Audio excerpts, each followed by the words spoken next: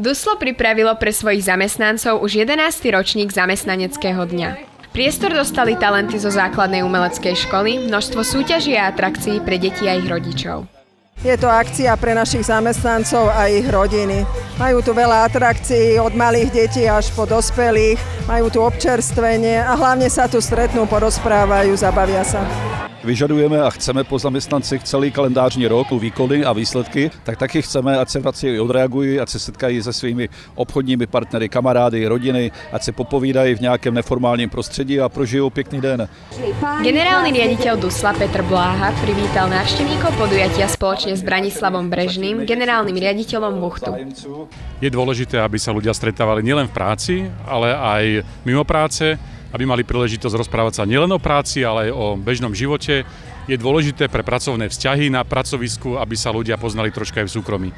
Ako sa vám páči akcia?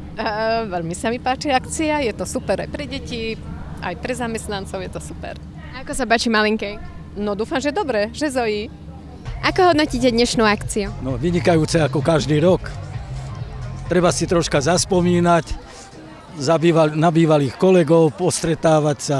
Pár přátel stačí mi, co uměj za to žít.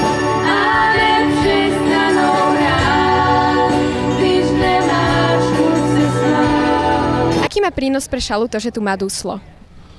Obrovský, veď v 58. roku, tesne pred založením Dusla, mala Šala 5800 obyvateľov. A postupne sme vyrástli až na mesto, ktoré malo takmer 27 000, dnes asi 20 000. A Duslo sa tu podielalo na výstavbe takmer všetkých budov, ktoré v meste vznikli vlastne v tých rokoch, či to bol Dom kultúry, kúpalisko, domov, klub dôchodcov.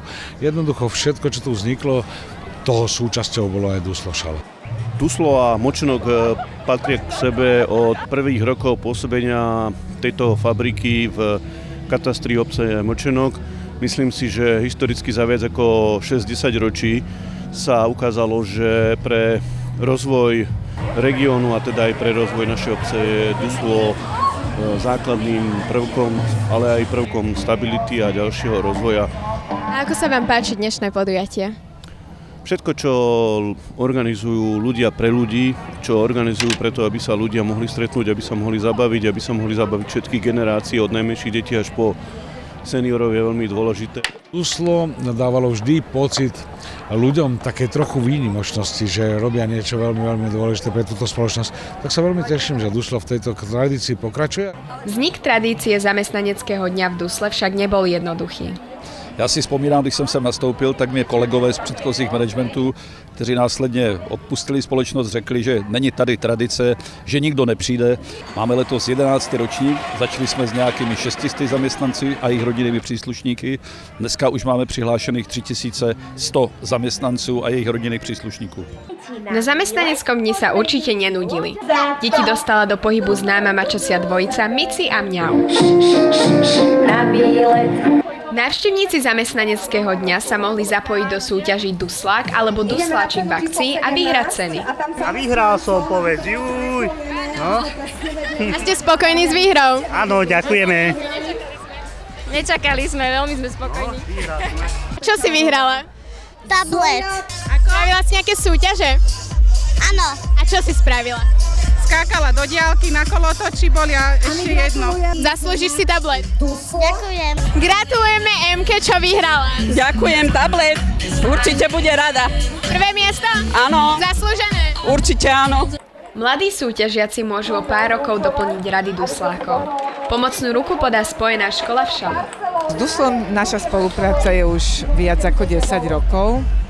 Máme spoluprácu na výchove budúcej generácie pre Duslo, či už je to odboru chemik, operátor, mechanik, elektrotechnik alebo ďalšie strojárske profesie. Táto spolupráca je veľmi dobrá, pretože Duslo nás dlhodobo podporuje, teda nielen našich žiakov, ale aj finančne, cez rôzne nadácie a tým pádom môžeme skvalitniť výchovno-vzdelávací proces. Čo tu stáva? Ani sama neviem. Ale podľa mňa to vyzerá nádherne. Celé si to tu postavila sama? No, pomáha mi brat. A ešte som aj bola na kolotoči, na vráčiku. Čo sa vám tu najviac páčilo? Mne detské atrakcie, takže chodíme si robiť korálky, náramky, všetko možné dokola, takže to je super. Na čo sa tu najviac tešíš? Na maľovanie na tvár. Áno, a čo si chceš dať namalovať? Šadiečko. Ahoj, čo si nechala namalovať? Srdiečka. Páči sa ti to? Áno. Nádherne vyzeráš. Ďakujem. V zamestnaneckom dni nechýbalo losovanie tomboly. Gratulujem k výhre, čo ste nám vyhrali. Nejaké božnožnice, profesionál. Tešíte sa? Áno, ale asi ich nepoužijem. Darujete? Manželovi. Tak to je krásne, určite sa bude tešiť. Áno, určite. Gratulujem vám. Ďakujeme veľmi pekne. Čo ste vyhrali? Poukaz v hodnote 600 eur do Piešťan. Tešíte sa? Áno, tešíme sa. Poďme na výlet. Výťažok sa organizátori rozhodli venovať základnej umeleckej škole v Šali. Prečo ste sa rozhodli dať výťažok z tomboly práve Zuške? Myslíme si, že je tam veľa talentovaných detí a v dnešnej dobe, keď má každá základná škola, aj základná umelecká škola problémy s financovaním, tak sme si povedali, že ich podporíme, aby si mohli nakúpiť nové pomôcky. V mene pani riaditeľky aj celej základnej umeleckej školy v Šali srdečne ďakujeme za túto úžasnú podporu. Je to pre nás dôležitý prejav dôvery a záujmu o to, aby sa rozvíjalo umenie a umelecké vzdelávanie v Šali. Šalianski zuškári sa predstavili aj v programe.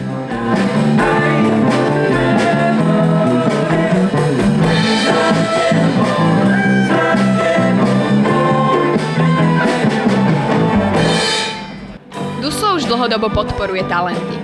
Patrí medzi ne aj hudobná skupina Sklad 18. Ale radšej zostaneme pri tej našej, že my mladí hádam tak dobre žijeme. Tak poďme na to pivo na húri sa do kozmonaut. Starší dusláci si pamätajú na Darinku Rolincovú. Keby som bola princezna Arabela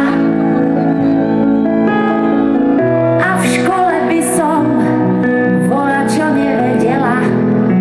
V programe sa však predstavila aj súčasná Dara Rolling. Kým sa máme, všetko dáme, plán ti záloží. Čo má sa stať, sa aj tak stane. Vieš, že si vždy dodržím. La la la la la la, la la la la la. Ďakujem. Dara po vystúpení rozdávala autogramy a úsmevy na spoločných fotografiách. Pozdraviť ju prišiel aj Igor Kmeťo starší. Dara, no čau. Tak hovorím, že prídeš sa odfotiť. Na podpis už čakať nemohol. Kmeťo Ben striedal Daru na pódiu.